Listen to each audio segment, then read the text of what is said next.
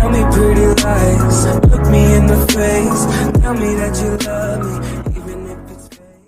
Well, here's our breaking news. Major upset in Kentucky's governor's race. Democrat Andy Beshear declaring victory over incumbent Republican Matt Bevin in that state that Donald Trump won by 30 points in 2016. Joining me now is President Trump's former White House Director of Communications, Mr. Anthony Scaramucci. Good evening, sir. It's not a good evening, Don. It's a great evening. What's your takeaway? Are you surprised by this race in Kentucky? Yeah, I was definitely surprised by it. Remember, the president went down there a couple days ago. He said, this is all about me. Of course, everything's all about him. And so you got to vote for Governor Bevin, send a message to everybody, and they did send a message. And if you look at the voting, I mean, it's a clear repudiation of Trumpism. So that's a great message for Let's Republicans. listen to what this is the president talking about Bevin last night.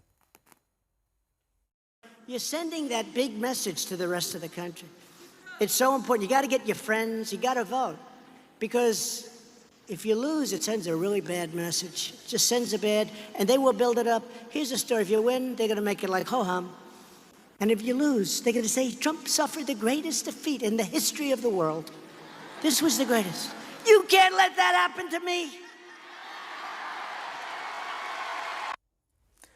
Well, Trump won Kentucky by 30 points, as I said, and then 2016, Brad Parscale, that was in 2016. Brad Parscale is saying tonight that Trump almost dragged Bevin across the finish line. But you heard what he said. They'll say Was he going to say that he didn't help him? Yeah. But let's be fair to the president. Maybe he did help him. Maybe he was going to lose by 15 points, and maybe some Trump supporters came out. I have no idea.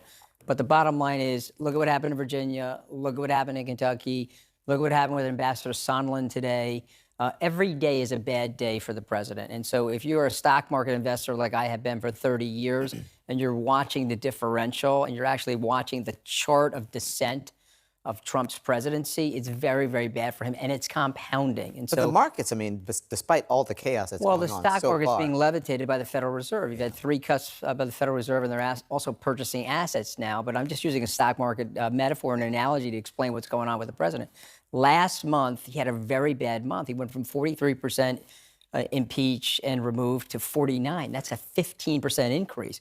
And so next month, we're into the mid-50s, and then the month after that, we're into the low 60s. It's going to be very, very bad for the Republicans. And the Republicans are now nervous now. Those congressmen... That's what I was going to ask you. Are they going to begin to distance themselves from this president? No, not yet. Not yet, because that's what I was trying to say last night. It's a whole David Koresh, bonding and cult-like behavior. He shames people that leave him. He'll out them on Twitter, or he'll bully them, and they're very fearful of him. Okay, and their lives rely on this guy in many ways. And so what will happen, though, they're going to want to keep the Senate. They're going to say, okay, the White House is probably gone if we go with President Trump. I don't think they have the bravery to do what needs to be done, is to seek his removal and to get him replaced by a qualified, functioning adult. Okay, it could be any Republican in good standing, frankly. And so they're not willing to do that. And so they're going to probably lose the White House next year, but they're going to want to keep the Senate. So they're going to start to disavow themselves from him. Well, I'm wondering if it's starting to weigh on Republicans, because if you look at the reception that the president gets publicly when he's not at a rally, right? If you look at how Republicans continue to support this president, but then you see what's happening in Kentucky and Virginia, what have you, is this going to begin to weigh on Republicans and enough to distance themselves from the president? I do believe that. Yeah, I don't think it's going to happen right away, but I do think you're now, like I said, at 49%, goes to 50, goes into the low 60s, then it's clearly going to happen. Also, again, every week is a worse week for the president. Every single week. Next week, we've got the Anonymous book coming out.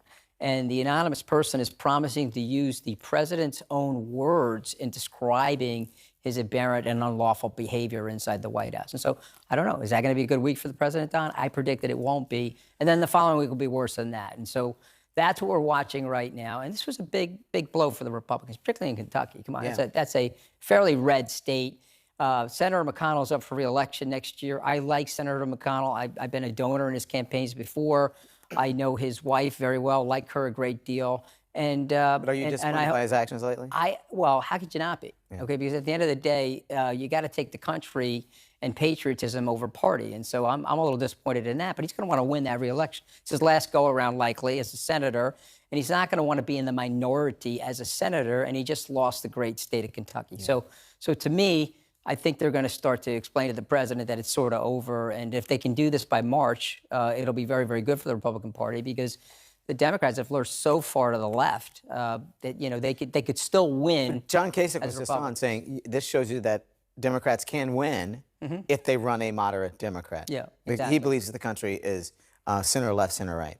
I don't know if you, Exactly. Well, I watched that and whole everything else segment. is noise, pretty much. Look, he is a very common sense oriented guy, and he's been around a long time. And so just a moderate, functioning adult will beat President Trump next year. You have said that Republicans don't speak very highly of this president behind closed doors. Well, we both know that's true. Yeah, but so are the results a reflection of that disconnect? Because you get all the presidents of people who, these are your words, you said the cult-like, you said it was David Koresh sort of bonding, right? The people who will never say anything. You're watching the same stuff that I'm. I mean, is it just No, but my I'm saying words? or is that just a you're the person. brave analysis I'm asking the of questions. the thing? Okay, all right. You know it's like so that. this I is mean, a it's totally disconnect. like You that. think this is a Yeah. disconnect between the sort of Yeah, I think what's happening now is that it's started to break through. So they're looking at people that are fairly rational and well thought out, thorough people, analyze the situation and say, okay, wait a minute, a lot of the stuff that's being said, whether it's here on your show or other shows, is actually logically true.